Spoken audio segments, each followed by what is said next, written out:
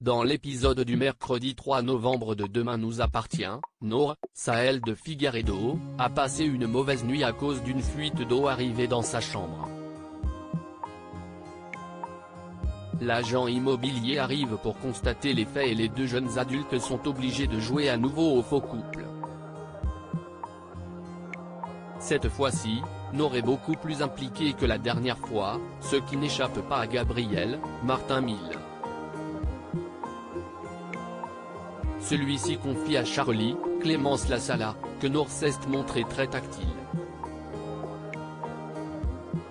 Plus tard, il se rend compte que sa colocataire a simplement voulu lui donner une leçon. Le soir venu, Nour a prévu de dormir sur le canapé mais celui-ci s'avère inconfortable. Elle décide alors de dormir avec Gabriel dans son lit. À l'hôpital, Audrey, Charlotte de Gaccio, et Léo, Paco Blanco, sont avec le docteur Benjamin Ventura, Alexandre Varga, suite au malaise de la veille du petit garçon. Face aux symptômes du petit garçon, maux de tête, nausées, fièvre, raideur, le nouveau pédiatre pense à une méningite. Il lui prescrit des antibiotiques mais préfère procéder à des examens supplémentaires, dont une ponction lombaire. Audrey est inquiète mais le docteur Ventura assure qu'il y aura une anesthésie locale. L'infirmier Cédric, Julien Cheminade, le père Jaya, dit à Léo que l'opération ne sera pas douloureuse. Léo fait de son mieux pour rassurer sa massie, un mélange de maman et de tati. Le petit garçon n'est pas le fils d'Audrey mais celui de sa sœur. Après le décès de celle-ci, Audrey a récupéré la garde de son neveu et l'élève comme s'il était son fils. Jordan, Maxime Lélu, Jack, Dimitri Fouque, et Lizzie, Juliette Mabila Thiam, attendent inquiets dans le hall. Alors que Jaya envoie plusieurs messages à Jordan pour l'exposer, Jack conseille à son frère d'expliquer la situation à sa camarade, ce qu'il refuse. Alors qu'Audrey est avec les enfants, Benjamin arrive et leur annonce que Léo a attrapé une version grave de la maladie. Les 24 prochaines heures seront déterminantes pour le petit garçon. Jaya, Nastasia Caruge, n'a toujours pas de réponse de Jordan. Cédric lui explique qu'il est actuellement au chevet de son petit cousin malade.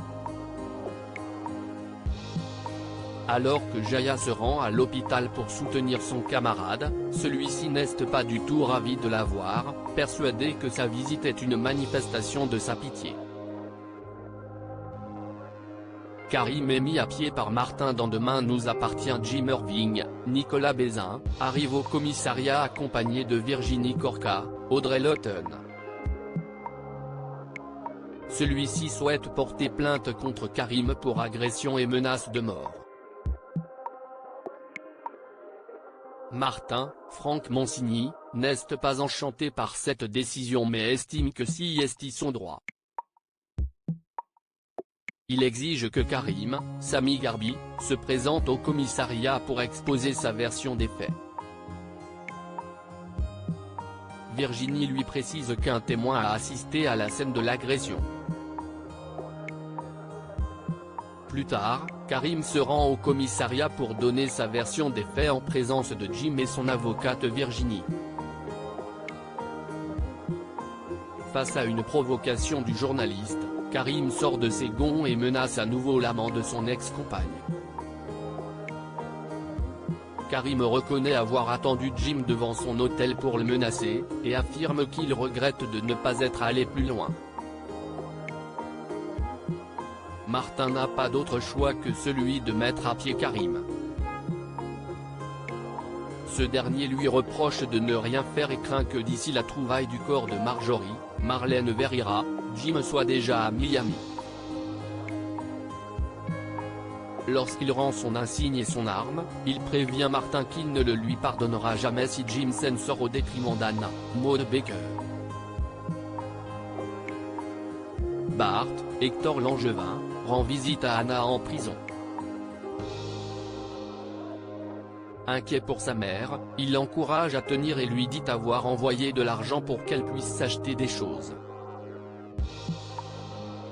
Au Spoon, Karim croise de nouveau Jim accompagné de son avocate Virginie. Le reporter provoque Karim qui finit par le frapper. Bart ordonne à Karim de sortir, sous les yeux des clients effarés qui ont filmé la scène.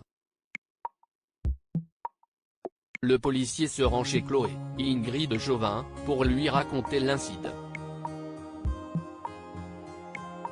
Il est persuadé que Jim a tout prévu, malgré que son alibi tienne la route. Chloé pense que le journaliste pourrait avoir un complice. Karim veut continuer à scruter les faits et gestes de Jim, jusqu'à ce qu'il commette une erreur. Jim fait son footing en étant observé à son insu. Au commissariat, la mère de Marjorie est entendue par les enquêteurs. Elle dit qu'elle a eu sa fille au téléphone la semaine de sa disparition. D'après elle, Marjorie était effondrée par la relation extra-conjugale de son mari et apeurée par un message vocal laissé par Anna quelques jours auparavant. Aurore et Martin pensent que quelqu'un cherche à faire porter le chapeau à Anna et que Jim a fabriqué un alibi. Les deux enquêteurs doivent faire vite à cause de la plainte contre Karim. Dans la soirée, un passant et son chien tombent sur le corps inanimé de Jim Irving. À suivre dans Demain nous appartient.